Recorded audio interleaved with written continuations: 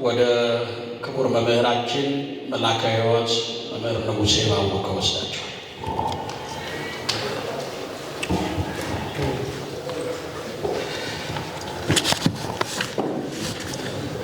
እንደምን ቆያችሁ?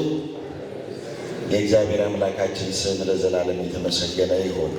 ክቡራን አባቶቻችን በየማዕረጋችሁ የተወደዳችሁ የእግዚአብሔር ቤተሰቦች፣ ዛሬ ደግሞ የዚህ ታላቅ መርሃ ግብር ባለቤት የሆኑት መጋቤ ሐዲስ መምህር ጥበበ ሥላሴ ታደሰ፣ ሌሎቻችሁም ሁሉ እግዚአብሔር አምላካችን እንደገና ስለሰበሰበን ክብርና ምስጋና ለስሙ ይሁን። እንግዲህ ጥቂት በመጽሐፍ ውስጥ ስላሉ ዋና ዋና ጉዳዮች እነሱን በማንሳት ለማሳየት እሞክራለሁ። እንግዲህ ቅድም ሊቀ ኅሩያን የኔ ታላቅ ወንድም እንደተናገሩት መሰብሰባችንን አንተው የሚለው ብዙ ሰፊ ትምህርት እንዳለው በሰፊው አሳይተውናል። እንግዲህ ይህንን ሥርዓተ ጽዋ ማህበር የሚል መጽሐፍ መጋቤ ሐዲስ ሲያዘጋጁ በእሳቸው አዘጋጅነት የተዘጋጀ መጽሐፍ ነው። የዚህ የእሳቸው ደግሞ በመጀመሪያ የሚጠቅሱት የምናየው በገጹም መጀመሪያ ላይ የእሳቸውን የትምህርት ዝግጅት ነው። በተለይም የሐዲሳትና የሐዲሳት ትርጓሜና የነገረ መለኮት መምህር እንደሆኑ ዋናውን የተዘጋጁበትን የእሳቸውን የትምህርት ዝግጅት በሰፊው አሳይተውናል። በምስጋና ክፍላቸው ደግሞ ይሄንን ብዙ ዕውቀት የቤተ ክርስቲያንን ትምህርት ከየት እንዳገኙት በዚሁ መጽሐፍ ላይ ያስረዱናል።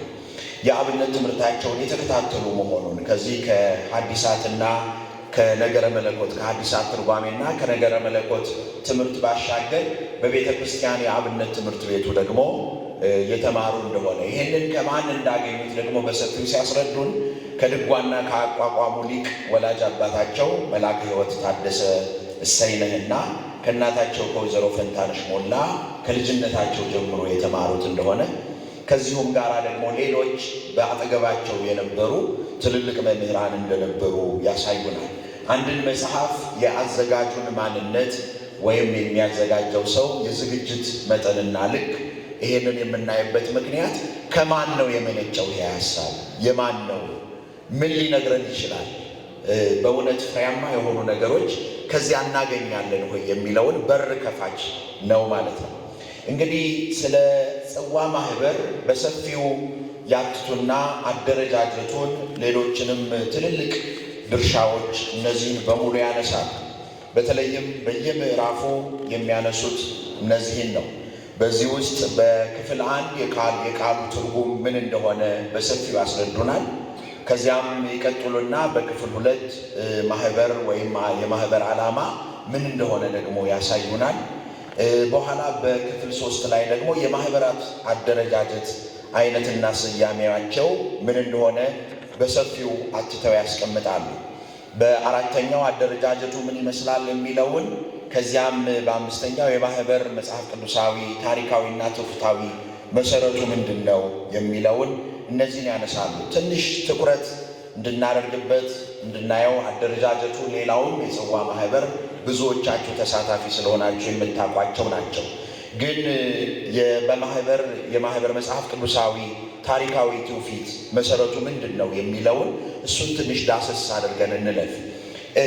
ማህበር በስነ ፍጥረትና በሕገ ልቦና ውስጥ እንዴት እንደተስፋፋ እንዴት እንደመጣ መምህራችን ያሳዩናል። በተለይም ደግሞ ዋናው ሐሳቡ ከሰው ልጅ ፍጥረት ጀምሮ መፈጠር ጀምሮ በስነ ፍጥረት ውስጥ እንዴት አንድ እንደሆነ መጀመሪያ በመላእክት ዓለም በዓለመ መላእክት ማህበር የሚለውን ማህበረ መላእክት ትጉሃን የመላእክት ማህበር እንዳለ ያንንም በደንብ ያሳዩናል።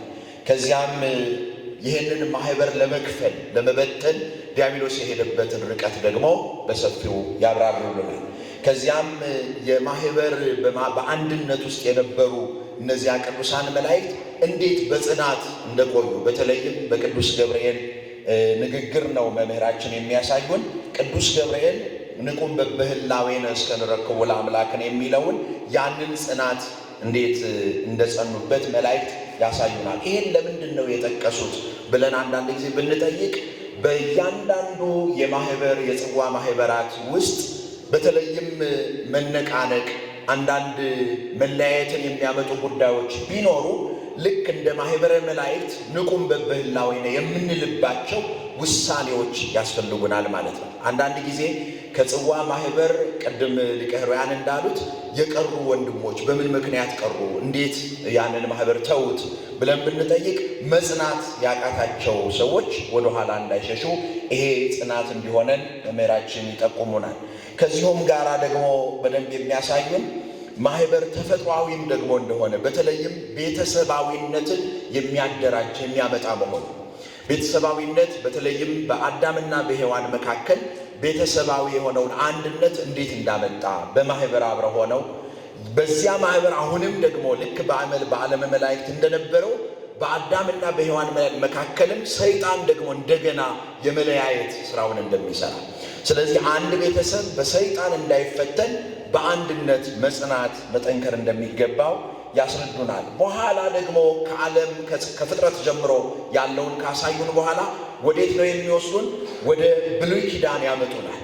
የማህበር መሰረቱ የፍጥረት ዓለም ጅማሬ፣ የሰው ጅማሬ በዓለመ መላእክት ብቻ ሳይሆን በብሉይ ኪዳን ደግሞ የማህበርን ጅማሬ ደግሞ በሰፊው ያሳዩናል እና ይሄ በብሉይ ኪዳን የነበረውን ሲያሳዩን በሰፊው ትንታኔ የሚፈልግ ነው ማለት ነው።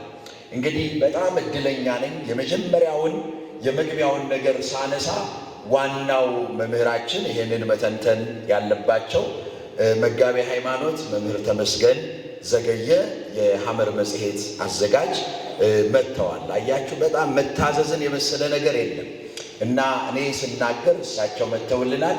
አሁን በቀጥታ የምወስዳችሁ ወደ መምህር ተመስገን ዘገየ ነው። መምህር ተመስገን ወደዚህ መጡልኛል። መጋቤ ሃይማኖት እሳቸው ወደዚህ መጥተው አሁን የጀመርኩትን ከመጀመሪያው ጀምሮ ደግሞ ይዘው በአጭሩ በደንብ ያስረዱናል። አምላከ ቅዱሳን ከሁላችን ጋር ይሁን።